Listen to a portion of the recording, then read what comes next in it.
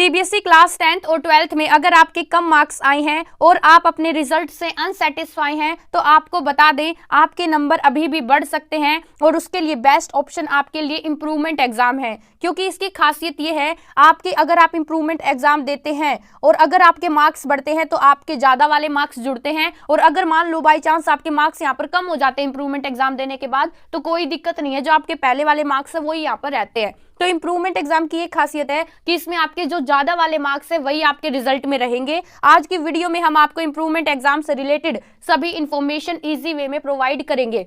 तो आपको मैं बता दूं, अगर आप क्लास 12th में हैं तो आप इस साल एक सब्जेक्ट का इम्प्रूवमेंट एग्जाम दे सकते हैं और वो आपका जुलाई में होगा, जब बच्चों के कंपार्टमेंट के एग्जाम हो रहे होंगे उन्हीं के साथ। और अगर आप 2 या 2 से ज्यादा में इम्प्रूवमेंट का एग्जाम देना चाहते हैं तो आपको अगले साल जब मार्च में बच्चों के बोर्ड के पेपर होंगे उनके साथ आप दे पाएंगे। ऐसे ही अगर आप क्लास 10th में हैं तो इस साल आप 2 सब्जेक्ट का मैक्सिमम इम्प्रूवमेंट एग्जाम दे सकते हैं और वो एग्जाम आपका जुलाई में होगा। और अगर आप 2 से ज्यादा का इम्प्रूवमेंट एग्जाम देना चाहते हैं तो वो आप अगले साल मार्च में दे पाएंगे। बात करते हैं, मान लो आप इस साल सोच रही हैं इम्प्रूवमेंट एग्जाम को देने की, तो आपको बता दें जुलाई में होगा आपका पेपर। जब बच्चों का कंपार्टमेंट का पेपर होगा 16 जुलाई से शुरू, उसी में आपके इम्प्रूवमेंट का जो एग्जाम है वो हो जाएगा। और आपको जो फॉर्म फिलिंग है वो जून में करनी होगी, जून में फॉर्म भरना होगा, जुलाई में आपका पेपर होगा और अगस्त में आपका रिजल्ट आ जाएगा। अगर आप मार्च में पेपर देने की सोचते हैं तो आपको बता दें प्रोसीजर के अकॉर्डिंग सितंबर में आपके फॉर्म फिलिंग होंगे,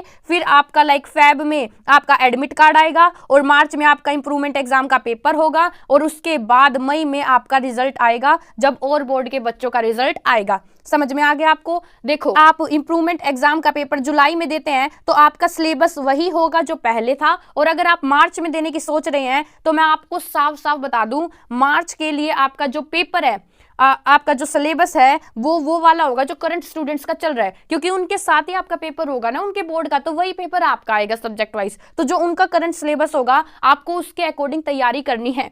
इंप्रूवमेंट एग्जाम देने का तो फायदा है ही, जैसे कि मैंने आपको बताया, और इसके बाद आपके परसेंटेज ज्यादा हो जाएंगे और जिस चीज के लिए आप एलिजिबल नहीं है उस चीज के लिए एलिजिबल हो जाएंगे। जैसे कि अगर आपके 75% और उससे ऊपर आ जाते हैं तो आप जेई के लिए एलिजिबल हो जाएंगे। ये जो भी आपने फ्यूचर में सोच रखा है, अगर आप 10th में है तो आपको 11th में अच्छी स्ट्रीम मिल जाएगी और 12th में है तो आपका जो भी आप आगे चाहते हो अगर उसके अकॉर्डिंग आपके परसेंटेज बन गए तो आपको बेनिफिट होगा, आपका जो भविष्य है वो उज्जवल होगा।